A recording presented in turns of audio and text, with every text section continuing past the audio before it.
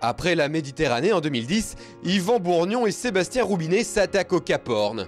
Les deux hommes vont en effet faire le tour de la Terre de Feu en janvier prochain sur un Hobbycat de 6 mètres seulement. Un parcours de 430 000 sans escale et sans assistance pendant 72 heures. En fait, le défi Terre Essence du Cap Horn, c'est un peu une longue histoire parce que moi je suis déjà un amoureux du catamaran de sport depuis l'âge de 16 ans. Et c'est un peu mes premiers pas dans la voile que d'avoir fait du Hobbycat quand j'étais tout petit, toute l'année, en plein hiver et dans toutes les conditions. Donc déjà j'avais le goût prononcé pour le multicoque et le petit.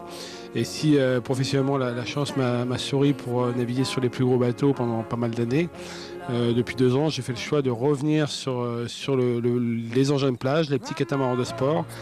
Là où finalement on se retrouve seul face à l'élément, parce que finalement que naviguer sur des bateaux où on est à 3 mètres au-dessus de l'eau, je ne vais pas dire que c'est la croisière, mais c'est devenu plus confortable. Et l'idée c'est de se remettre en conditions extrêmes sur un engin de plage, sur le kata de sport de Monsieur Tout-le-Monde, et puis de se retrouver dans des situations extrêmes.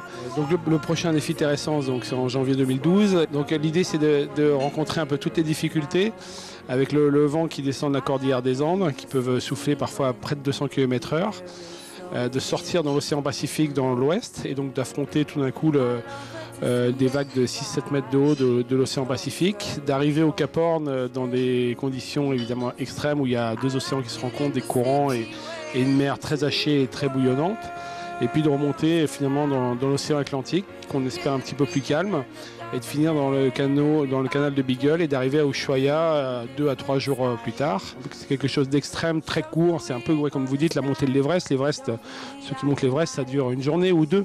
Donc c'est un peu la comparaison est assez bonne. Mais par contre, sur la durée, il y a des choses encore très intéressantes à faire sur cette terre qui n'ont pas été réalisées.